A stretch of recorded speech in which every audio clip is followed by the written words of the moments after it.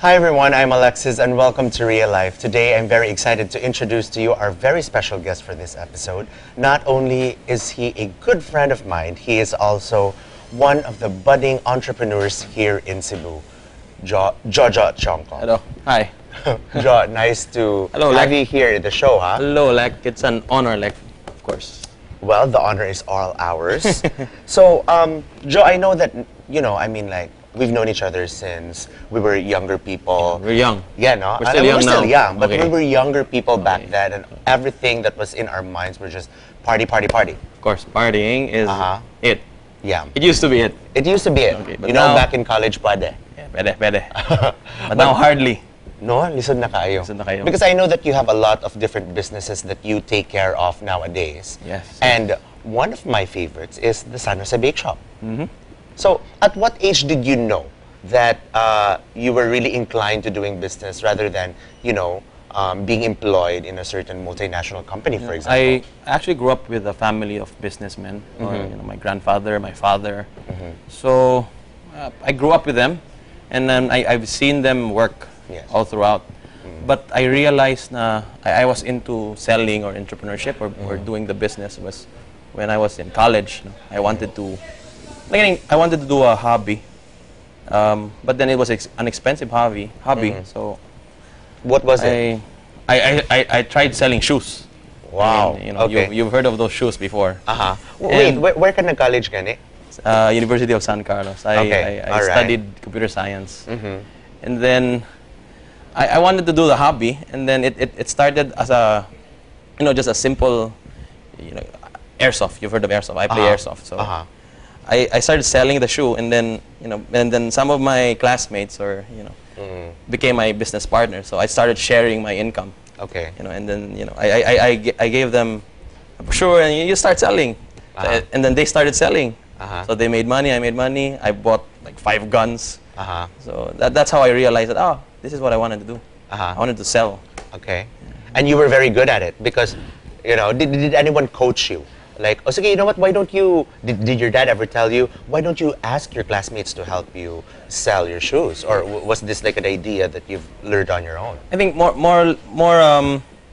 I normally listen, because I join, I get, at that time it was so in, the multi-level marketing stuff. Yeah. And I was invited, and I listen, I always listen, I observe.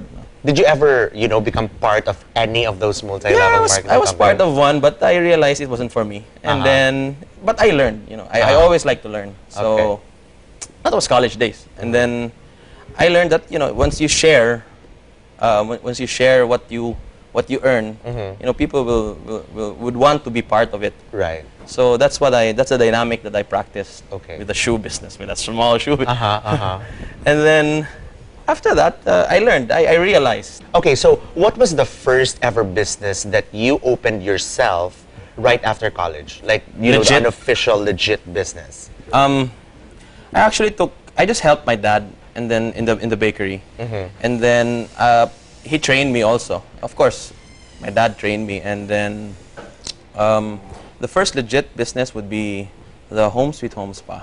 It's a home service spa. And of course, we're all very familiar with that. Us in the Banawa area, because my mom is also a big fan of that. Thank you. We started that 4 years ago, and then that was actually my first. Me and my wife, I got married 4 years ago, and after getting married, we wanted to do something. Right. And then we started. We were so fond of having a massage. We go to massage places. I think you remember. I called you. Yeah. We go 3 times a week. Yes, of course. So 3 to 4 times a week and go home 1 o'clock in the morning. So then we got tired of it.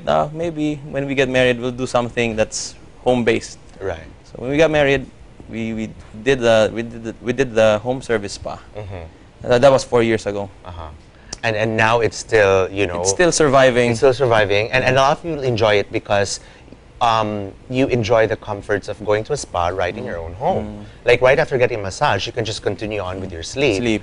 Not get up, drive, and then go home, and then, It's a totally different feeling. Right. It's when you're at home, and there's no place like home. Yeah. That's very true.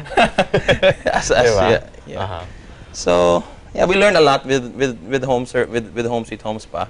Okay. And I did a lot of seminars, and I joined. I joined a lot of seminars in Manila and in Cebu, of course.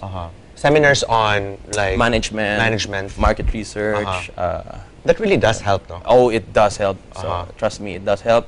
It's a little bit expensive, but generally, they always say this, that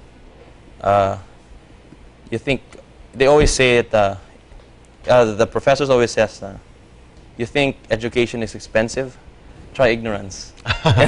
and I do believe it's very expensive to be ignorant. Yeah, that's true. Because you get to lose a lot of money by experimenting, I think, you know. Yes. That's true.